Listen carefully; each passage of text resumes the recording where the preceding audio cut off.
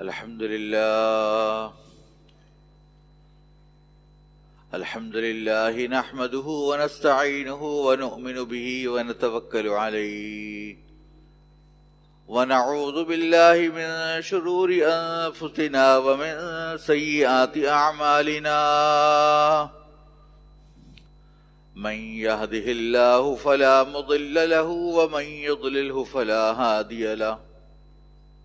وأشهد أن لا إله إلا الله وحده لا شريك له وأشهد أن سيدنا وسندنا ونبينا ومولانا محمدا عبده ورسوله صلى الله تعالى عليه وعلى آله وصحبه وبارك وسلم تسليما كثيرا.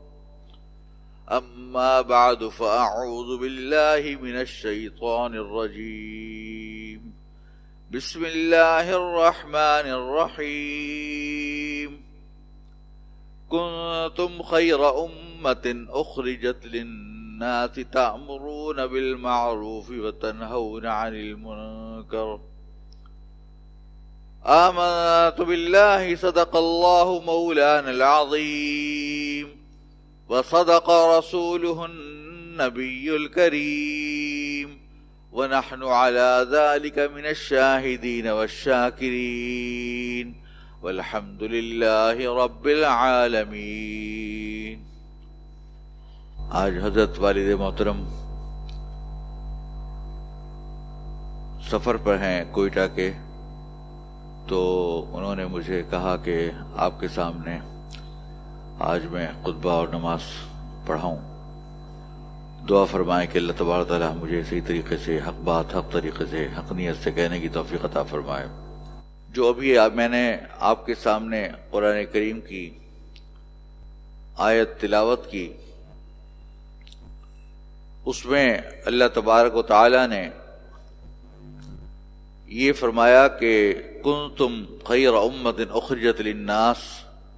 تأمرون بالمعروف وتنہون عن المنکر، کہ تم تمام امتوں میں سب سے بہترین امت ہو جو کہ لائی گئی ہے لوگوں کے لیے. کیوں؟ اس لیے کہ تم لوگ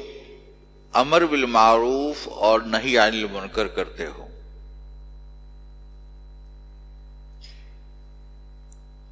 ہماری جو امت محمدیہ علیہ الصلوۃ والسلام ہے، اس کی جو اشرف الامم یا افضل الامم ہونے کی ایک وجہ جو قرآن کریم میں اللہ تبارک و تعالیٰ نے ارشاد فرمائی، وہ یہ ہے کہ تم لوگ امر بالمعروف اور نہی عن المنکر کرتے ہو، یعنی نیکی کا حکم دیتے ہو اور برائیوں سے روکتے ہو. قرآن کریم میں اور احادیث میں حضور اکرم صلی اللہ علیہ وسلم نے جگہ جگہ پر مختلف انداز سے امر بالمعروف نہی عن المنکر یا لوگوں کو خیر کی طرف دعوت دینا یا وعظ و نصیحت کرنا یا تواصی بالحق کرنا یا ایک دوسرے کو حق بات کی نصیحت کرنا، اس کی تلقین فرمائی ہے.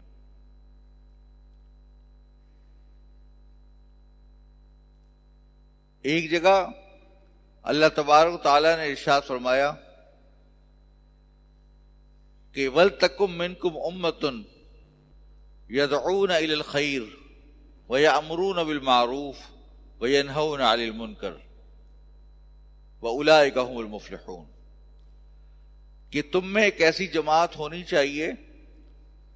کہ جو خیر کی طرف بلائے اور لوگوں کو نیکی کی دعوت دے اور برائی سے روکے، اور یہی لوگ جو یہ کام کریں گے یہی لوگ فلاح یافتہ ہیں۔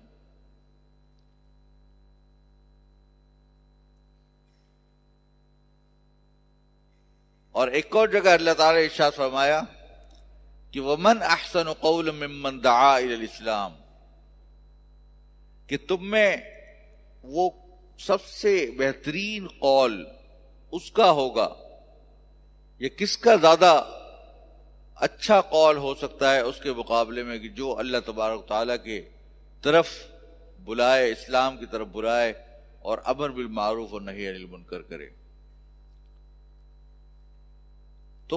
قرآن کریم میں سورہ عصر کے اندر بھی اللہ تعالیٰ نے فرمایا کہ وَالْعَصْرِ إِنَّ الْإِنسَانَ لَفِي خُسْرٍ إِلَّا الَّذِينَ آمَنُوا وَعَمِلُوا الصَّالِحَاتِ وَتَوَاصَوْا بِالْحَقِّ وَتَوَاصَوْا بِالصَّبْرِ، کہ تمام لوگ خسارے میں ہیں۔ عصر زمانے کی قسم کھا کر فرمایا کہ تمام لوگ، بنی نوع انسان بڑے خسارے میں، سوائے ان لوگوں کے جو لوگ ایمان لے کر آئے، جنہوں نے عمل صالح کیا، اور سوائے ان لوگوں کے جنہوں نے ایمان لے کر آئے اور جنہوں نے عمل صالح کیا اور ایک دوسرے کو حق بات کی نصیحت کی اور صبر کی نصیحت کی۔ اپنے گھر والوں کے لیے فرمایا کہ وَأْمُرْ أَهْلَكَ بِالصَّلَاةِ وَاصْطَبِرْ عَلَيْهَا، کہ اپنے گھر والوں کو نماز کا حکم دو اور خود بھی اس پہ ثابت قدم رہو۔ ایک جگہ قرآن کریم میں اللہ تعالیٰ نے ارشاد فرمایا کہ وَذَكِّرْ فَذَكِّرْ فَإِنَّ الذِّكْرَىٰ تَنفَعُ الْمُؤْمِنِينَ، کہ لوگوں کو نصیحت کرتے رہو، کیونکہ نصیحت یہ لوگوں کو نفع پہنچاتی ہے۔ ایک جگہ قرآن کریم میں ارشاد فرمایا کہ لا خیر فی کثیر من نجواہم الا من امر بمعروف او صدقہ، کہ لوگ جو آپس میں بات چیت کرتے رہتے ہیں، ایک دوسرے کے ساتھ سرگوشیاں کرتے رہتے ہیں، اس میں کوئی خیر نہیں سوائے اس کے کہ وہ لوگ جو لوگوں کو حکم دیں نیک کاموں کا یا صدقے کا۔ تو ان تمام باتوں سے ہمیں کیا ملتا ہے کہ قرآن کریم ہم سب کو یہ حکم دے رہا ہے کہ ہمیں نیک کام کا، لوگوں کو نیک کام کی طرف بلانا چاہیے، ان کی تلقین کرنی چاہیے، وعظ و نصیحت کرنی چاہیے، ان کو بلانا چاہیے، دعوت دینی چاہیے، تبلیغ کرنی چاہیے، اور برے کاموں سے روکنا چاہیے۔ ایک حدیث میں حضور اکرم صلی اللہ علیہ وسلم نے ارشاد فرمایا کہ من رأى منکم منکرا فلیغیرہ بیدہ فإن لم یستطع فبلسانہ وإن لم یستطع فبقلبہ وذلک اضعف الایمان، کہ تم میں اگر کوئی آدمی کسی برے کام کو ہوتے ہوئے دیکھے اور اسے چاہیے کہ وہ اس کام کو اپنے ہاتھ سے روک دے، اگر وہ اپنے ہاتھ سے روکنے کی استطاعت نہ رکھے تو اپنی زبان سے اس کو کہے، اور اگر اپنی زبان سے بھی استطاعت نہ ہو تو کم از کم دل سے برا جانے۔ وذالک اضعف الایمان، اور یہ دل سے برا جاننا سب سے ایمان کا کم ترین حصہ ہے۔ ایمان کا سب سے کم ترین حصہ یہ ہے کہ انسان اس کو کم از کم دل سے برا جانے۔ یہاں پر ہم سب کو اپنا محاسبہ کرنا ہوگا۔ یہ کسی ایک آدمی سے نہیں کہا جا رہا کہ یہ فرض صرف عالم کا ہے، یا یہ فرض صرف مبلغ کا ہے، یا یہ فرض صرف واعظ کا ہے کہ جو وعظ اور نصیحت کر رہا ہو۔ من رآ منکم منکرا، جو بھی تم میں کوئی برے کام کو ہوتے ہوئے دیکھے، تمام مسلمانوں کا فرض ہے یہ۔ ہم اپنا جائزہ لیں کہ ہم ایمان کے کون سے درجے میں ہیں. ٹھیک ہے کہ ہم بہت ساری صورتوں میں اپنے ہاتھ سے تو کسی چیز کو صحیح نہیں کر سکتے جہاں پر ہمیں قدرت نہ ہو. جہاں پر قدرت ہے، اپنا گھر بار ہے، اپنے اہل و عیال ہے، وہاں پر تو وہ اس کا نگہبان ہے. کیونکہ حدیث میں حضور پاک صلی اللہ علیہ وسلم نے ارشاد فرمایا الا کلکم راع وکلکم مسئول عن رعیتہ، تم میں ہر آدمی نگہبان ہے اور اس سے سوال کیا جائے گا اس کی رعیت کے بارے میں. تو انسان کچھ نہیں تو ایک انسان اپنے آپ کا نگران ہے، اپنے ہاتھ پیر کا نگران ہے، اپنے گھر والوں کا نگران ہے، اپنے بچوں کا نگران ہے، یا اور بعض اوقات اپنے شاگردوں کا، اپنے چھوٹوں کا ایک طریقے سے نگران ہے. ان کو تو آدمی اپنے ہاتھ سے بھی روک سکتا ہے. لیکن جہاں پر انسان نگران نہیں ہے، جہاں پر اس کے لیے اپنے ہاتھ سے روکنا ناممکن ہے، تو وہاں تو زبان کے ذریعے انسان اس سے کو سمجھا سکتا ہے، اس کو تذکیر کر سکتا ہے. ابھی جیسے میں نے قرآن کریم کی آیت کی تلاوت کہ وَذَكِّرْ فَإِنَّ الذِّكْرَىٰ تَنفَعُ الْمُؤْمِنِينَ، کہ تم لوگوں کو نصیحت کرو کیونکہ یہ ذکر کرنا، نصیحت کرنا، یہ تذکیر کرنا یہ مومنین کو نفع پہنچائے گا. ایک حدیث میں آتا ہے کہ اگر کوئی کسی برے کام کو ہوتے ہوئے دیکھے تو من شہیدہا فکریہا فہو کمن غاب عنہا ومن غاب عنہا فرضیہا فہو کمن شہیدہا. یعنی کہ اگر کوئی کسی برے کام کو ہوتے ہوئے دیکھے اور اس کے اوپر اس کو ناپسند کرے، دل سے ناپسند کرے، تو اس صورت کے اندر وہ ایسا ہے جیسے اس میں وہ شریک نہیں ہوا. لیکن اگر وہ اس کو پتہ چلے کہ فلاں جگہ غلط کام ہو رہا ہے اور دل سے اس پہ وہ راضی ہے، تو ایسا ہی ہے جیسے وہ ان کے ساتھ اس کام میں شریک ہے. اب آپ اس سے اندازہ لگائیے کہ ہمارے آس پاس ہمارے جو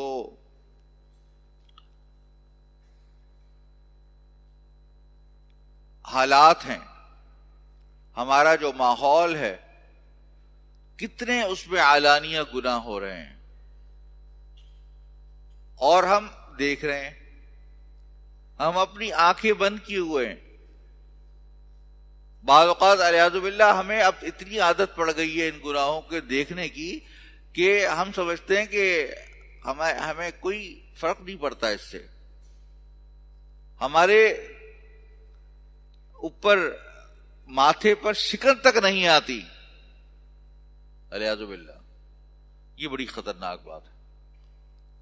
ایک حدیث میں آتا ہے حضور اکرم صلی اللہ علیہ وسلم نے فرمایا کہ ایک مرتبہ اللہ تبارک و تعالی نے حکم دیا حضرت جبرائیل علیہ السلام کو فلاں شہر کو الٹ دو. تو انہوں نے پوچھا کہ یا اللہ، کہ وہاں پر آپ کا ایک ایسا عابد و زاہد بندہ بھی رہتا ہے جس نے آپ کی پلک جھپکنے کے بغیر برابر بھی گناہ نہیں کیا اور مستقل عبادت میں لگا رہا، تو اسے بھی پلٹ دوں؟ تو اللہ تعالیٰ نے فرمایا کہ ہاں اسے بھی پلٹ دو اور پورے شہر والوں کو اس کے ساتھ پلٹ دو، کیونکہ اس کے سامنے یہ برا کام ہو رہا تھا اور اس کے ماتھے پر ذرہ برابر بھی شکن نہیں آئی. اب ہم دیکھیں کہ ہمارے معاشرے کے اندر کتنے گناہ ہیں الیاذ باللہ. اللہ تعالیٰ محفوظ رکھے. سود ہے، کرپشن ہے، رشوت ہے، خیانت ہے، دھوکے بازی ہے، جھوٹ ہے، لوگوں کے ساتھ تجارت کے اندر دھوکہ دہی ہے،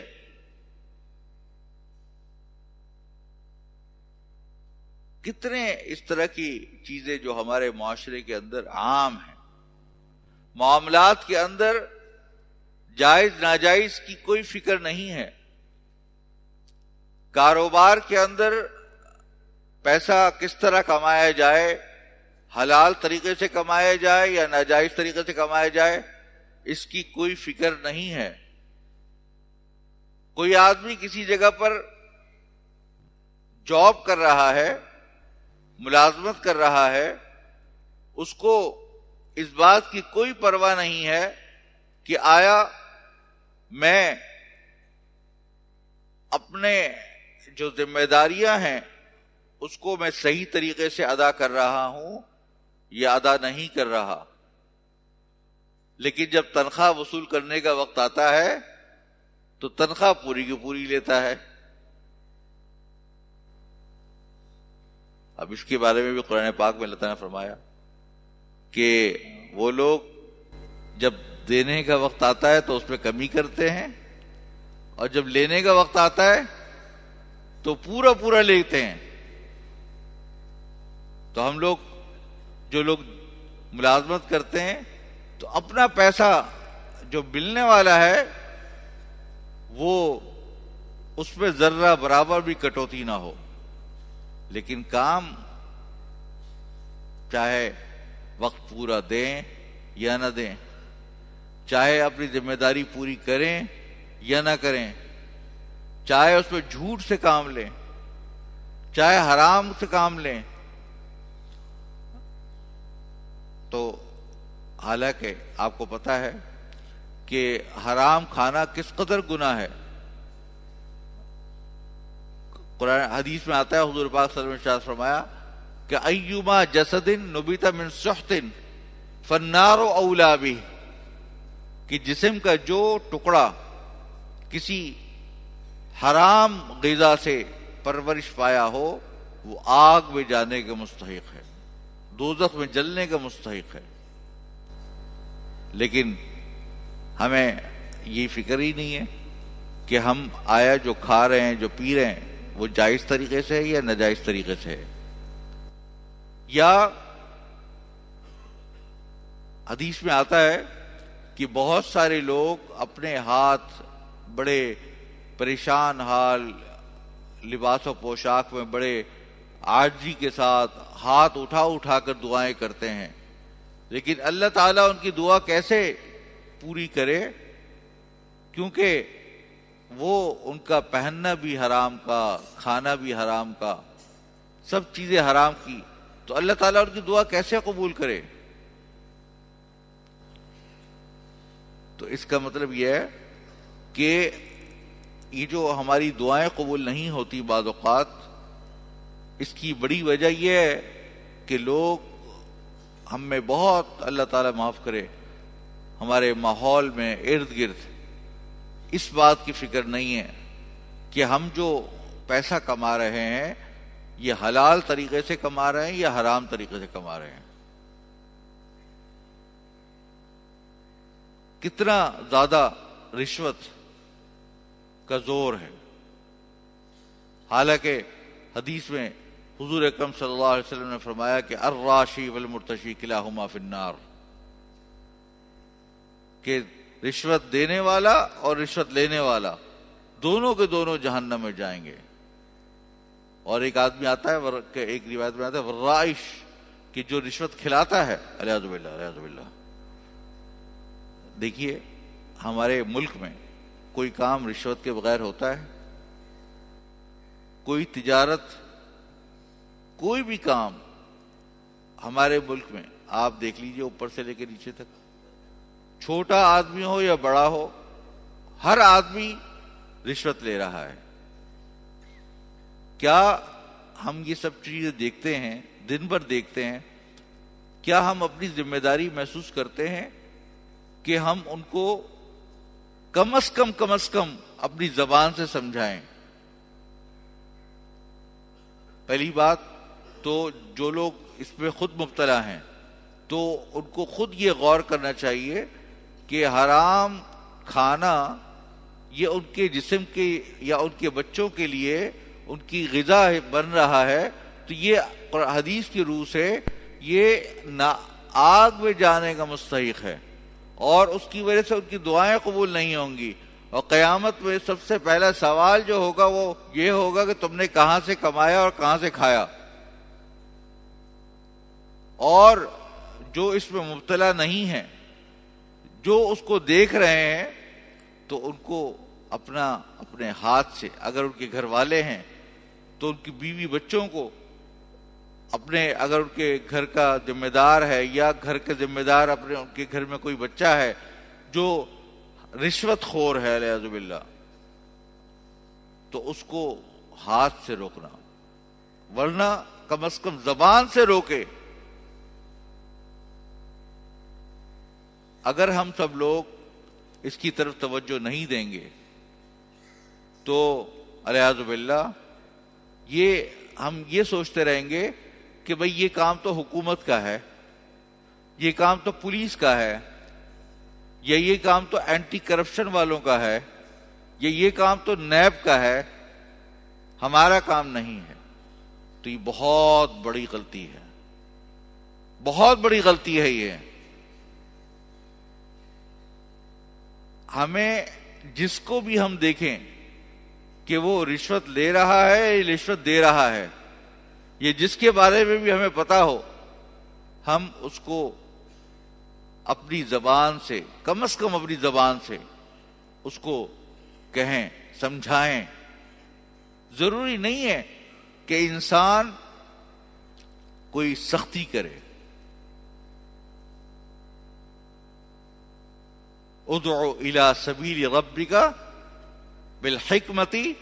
والموعظۃ الحسنہ وجادلہم باللتی ہی احسن، کہ لوگوں کے سب کو حکمت کے ساتھ، خیر خواہی کے ساتھ، محبت کے ساتھ اللہ تعالیٰ کے راستے کی طرف بلاؤ، اور ان کے ساتھ جہاد کرنا ہے تو ان کو اچھے طریقے سے کرو۔ وجادلہم باللتی ہی احسن، علم کے ذریعے سے جدال، علم کے ذریعے سے ان کو بتلاؤ کہ دیکھو قرآن پاک میں یہ فرمایا، حدیث میں یہ فرمایا، ہمارے بڑوں کا یہ طریقہ ہے، یہ صحیح طریقہ ہے، مسلمانوں کی یہ روایت ہے۔ یہ چیزیں ہم ان کو اسلام کے ذریعے سے، اپنے علم کے ذریعے سے ان کو سمجھائیں، تو یہ طریقہ ہونا چاہیے۔ اب آپ نے سنا ہوگا کہ حضرت موسیٰ علیہ السلام اور حضرت ہارون علیہ السلام، ان کو فرعون کی طرف بھیجا تھا اللہ تعالیٰ نے، اور ان سے کیا کہا تھا؟ وَقُولَا لَهُ قَوْلًا لَيِّنًا، کہ فرعون سے جب بات کرو نرمی سے بات کرنا۔ ہمارے دادا حضرت مولانا مفتی محمد شفیع صاحب رحمہ اللہ تعالی،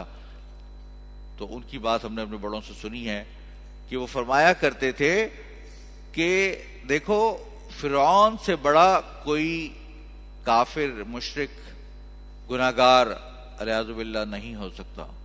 کیونکہ وہ تو اس نے خدا کا دعویٰ کر دیا۔ اور حضرت موسیٰ علیہ السلام جو کہ نبی ہیں، حضرت علیہ السلام جو کہ نبی ہیں، رسول ہیں اللہ تعالیٰ کے، ان سے زیادہ کوئی مصلح نہیں ہو سکتا۔ جب دو طرف ایسے ہیں تو ان کو کہا جا رہا ہے کہ جب تم ان کے ساتھ بات کرو تو ان کے ساتھ نرمی کے ساتھ بات کرو۔ تو شما یعنی کہ ہم سب لوگ اگر ہم کسی کی نصیحت کریں تو پھر ہم کہاں پر، ہم کیسے سختی کر سکتے ہیں؟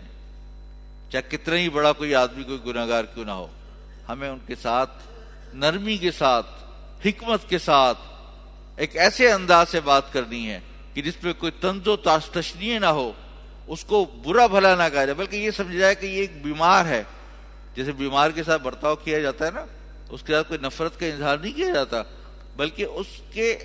ساتھ شفقت کے ساتھ بات کی جاتی ہے، حکمت کے ساتھ بات کی جاتی ہے۔ تو اس طریقے سے اس کو سمجھایا جائے کہ بھئی دیکھو تم یہ کام کر رہے ہو، تمہاری اولاد جو ہے وہ تمہاری وجہ سے ایک حرام کھانا کھا رہی ہے، اس کو سمجھایا جائے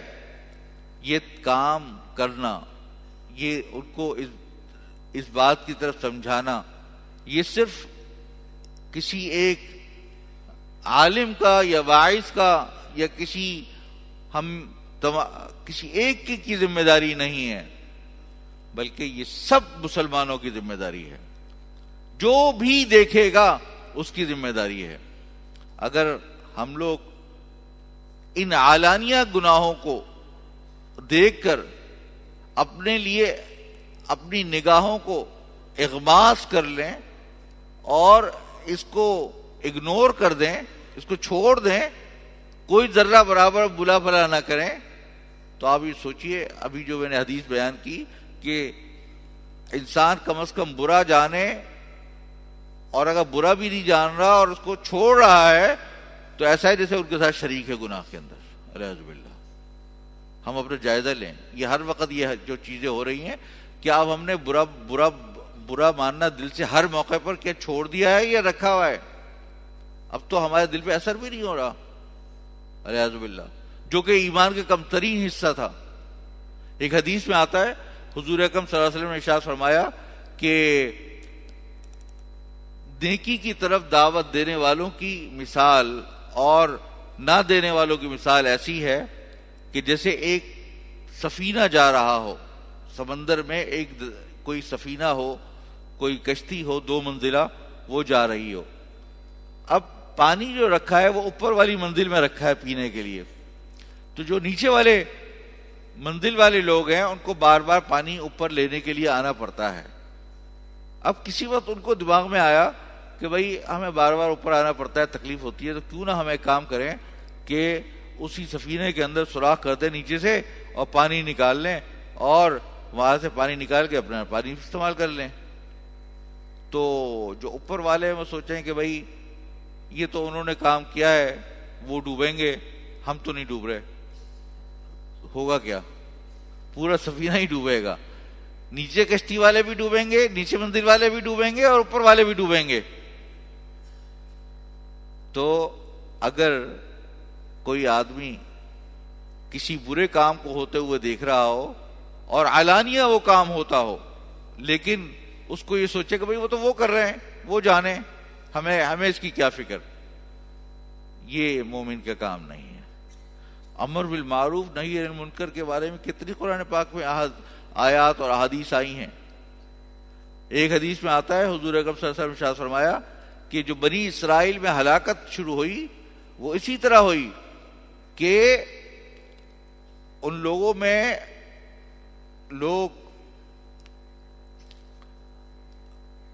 کچھ لوگوں نے برے کام کرنے شروع کر دیے،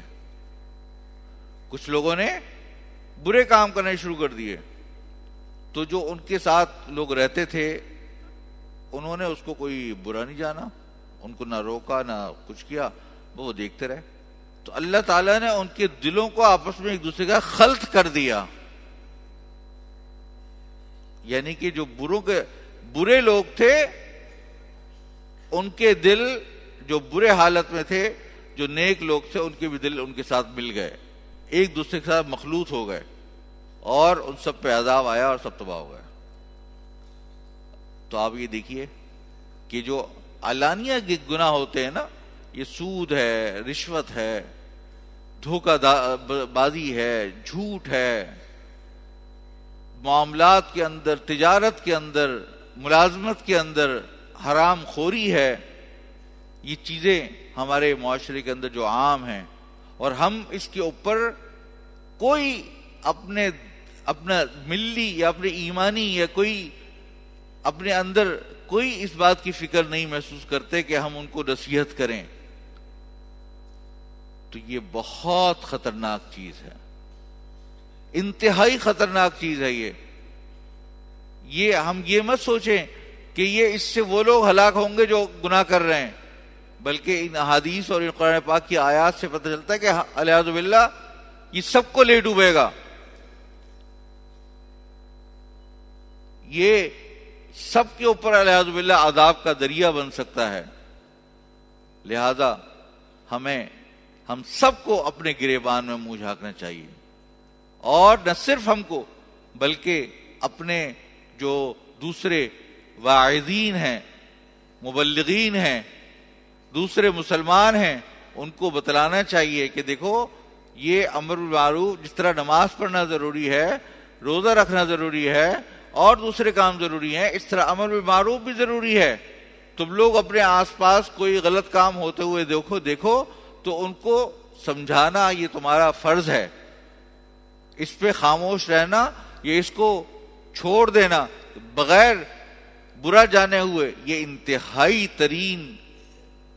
غلط چیز ہے۔ یہ ہم سب کو اس کا احساس ہونا چاہیے۔ اگر ہمیں یہ احساس نہیں ہے تو یہ انتہائی خطرناک صورتحال ہے۔ ہمیں اس چیز کا احساس نہ صرف ہمیں ہونا چاہیے بلکہ دوسروں کو بھی احساس دلانا چاہیے۔ ہمارا فریضہ ہے کہ ہم دوسروں کو اس بات کا احساس دلائیں۔ اگر ہم یہ احساس نہیں دلا رہے تو یہ ہماری بہت بڑی غلط فہمی اور غلطی ہے۔ یہ تو بھائی یہی، اس کے بارے میں تو آدمی بات کرتا جائے، لیکن بات یہی ہے کہ ہماری باتوں میں اگر تھوڑی سی بات سے بھی اگر اثر ہو جائے اور کسی کا بھلا ہو جائے تو کیا پتہ کہ وہ ہمارے لیے صدقہ جاریہ ہو جائے، کیا پتہ کہ وہ اگر الدال علی الخیر کفاعلہ، اگر ایک آدمی ہماری وجہ سے نیک ہو جاتا ہے اور گناہ کے کام چھوڑ دیتا ہے تو اور حلال کام کرنا شروع کر دیتا ہے، تو جو ان کو بتلانے والا ہے وہ بھی ایسا ہی ہے جیسے کہ کرنے والا۔ تو یہ چھوٹی سی بات ہر وقت ذہن میں رکھنی چاہیے۔ کسی کو بھی کوئی غلط کام کرتے ہوئے دیکھیں، دین کی طرف بلا، یہ نہ سوچیں یہ تبلیغی جماعت والوں کا کام ہے خالی، یا فلاں کا کام ہے۔ نہیں بھائی، یہ تمام مسلمانوں کا، ہم سب کا کام ہے، چاہے وہ طالب علم ہو، چاہے غیر طالب علم ہو، چاہے عالم ہو یا غیر عالم ہو، ہر مسلمان کا فریضہ ہے کہ وہ امر بالمعروف اور نہی عن المنکر کرے۔ لہذا میں اسی کے ساتھ، اسی درخواست کے ساتھ کہ ہم سب اس پہ غور کریں اور اس کی دعا بھی کریں اللہ تعالیٰ سے کہ ہمیں اس کی توفیق عطا فرمائے، تو اس کے ساتھ میں اپنی بات ختم کرتا ہوں۔ وآخر دعوانا الحمدللہ رب العالمین۔ جزاکم اللہ۔